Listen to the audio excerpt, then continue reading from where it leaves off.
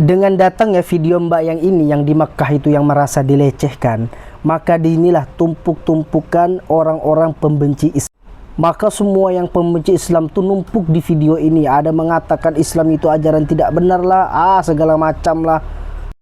Intinya membenci-benci Islam. Terutama akun ini yang memposting ini adalah spesialis pembenci Islam.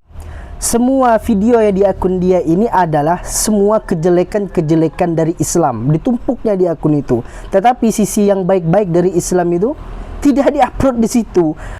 Dia hanya memosting kejelekan-kejelekan Islam dan melupakan kebaikan-kebaikan Islam. Mungkin dia ini adalah akun untuk memecah belah umat Islam. Ya kasihan loh bro. Di dalam hal ini saya tidak menyalahkan mbaknya. Kalau memang dia benar, berarti orang yang melecehkan dia itu adalah orang yang nggak punya otak kayak itu. Kalau memang betul mengambil kesempatan dan kesempitan.